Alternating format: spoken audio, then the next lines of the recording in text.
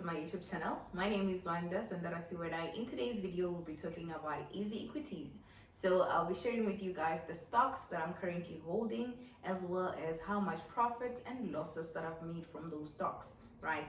I think generally people are starting to get interested in stocks, and I've gotten questions such as, what should I buy, and can I make a loss from the stocks that I'm holding or the stocks that I'm planning to buy? Also, if I am to make profit, ultimately, how much profit can I make? So I was like, okay, it's fine. I can share my own personal portfolio. And also, this is to celebrate my 1 year anniversary with EasyEquities.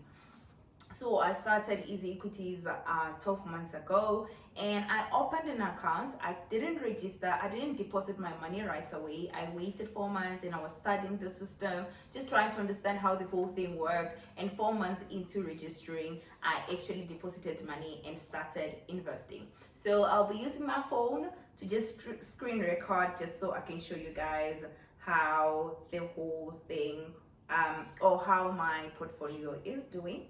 Okay,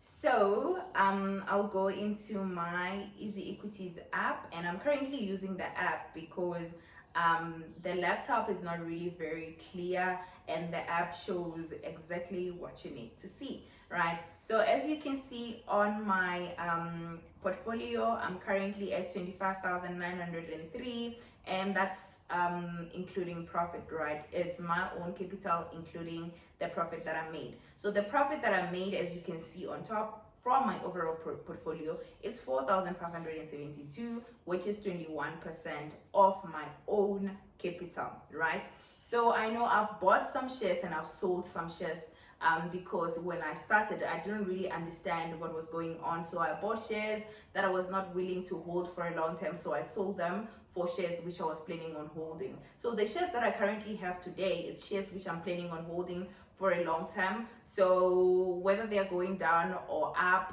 I'm hoping they go up, but it doesn't really shake me because I'm planning on holding these shares for a long time. And I think I'm doing pretty good. Having 25,000 Rand on this account with just 12 months, I'm proud of myself for that. So if you're willing to start, this is at least an overview of how it's going for me, and maybe you can learn something and then see what you can implement for your side. So I will start with my wins because, well, you will get motivated a little bit. As you can see, I'm currently holding 3 accounts for EasyEquities. I have deposited money and have stocks on ZA. That's where you find South African stocks. And I also have TFSA. That's where you find ETFs, right? Grouped stocks. And I also have EasyEquities USD. That's where you find stocks in the US, right? There is also Easy Properties. There is also Easy Equities AUD, which is Australian. There is also BEE share schemes, right? All those 3, and there's like a lot. There's retirement annuity, etc. So they have different accounts, but currently I'm invested in the 3. As you can see, only on the first one, which is EasyEquities ZA, am I making profit, right? I'm currently on a profit of 5,195 on the ZA alone, but on the TFSA, I'm making a loss of 6 Rand 0.88 cents, and on the USD account, I'm currently on a loss of 616 Rand, right? And overall, my losses are subtracted, and then I make overall profit of 4,572. So let's quickly get into the shares which I'm currently holding. So like I said, the shares that I'm holding now are my long-term stock, and honestly, I believe that I bought most of these shares at the right time. Hence, you can see the growth, which you can see all my ZA shares are currently on positive, which is great. So I bought them at the right time, and I'm mentioning this because if you are to buy now, there's possibility that you might not get the growth that I got because we didn't buy them at the same time. So you need to be mindful of that. So I'm currently holding Capitec. That's one of my best share. And also I'm holding Sasol. Sasol was a little bit volatile from last year, but it's stabilizing now. And then I'm holding Purple Group as well, which is doing crazily great. I didn't really believe in Purple Group. As you can see, I have 1,157 rand in the shares, and with a profit of 700 rand, when I'm almost at 200 rand, 200% growth on this share. So if I had invested 20,000 on it, I would have been on a single stock being on 40,000. Imagine that, right? But otherwise, I think I do my assessment, and when I do my assessment and I feel like this share could be a little bit riskier, I deposit an equivalent amount on a riskier share.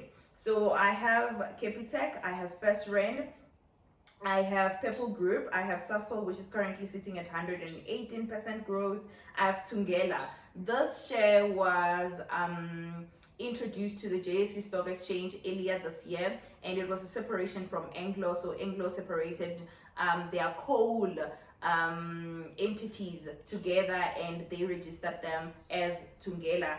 And I remember posting about this thing, and a couple of people asked me about it. I was so positive about it, and the reason being is that in South Africa, in as much as yes, we going green and stuff, we are just far behind, and we have reserves, so we're still highly dependent on coal for us to not to operate without it. So I feel like for the next maybe 10 years to come, we're still going to be dependent on coal. So that's why I had my my bet on Tungela. So I've made profit of 2,000 rand on Tungela. So I only bought 100, I only bought shares. I don't remember how much I bought, but I bought them for 1,300 if I'm not mistaken. And then my profit is 2,000 rand, which is really, really great. I also hold a stock for Vukile.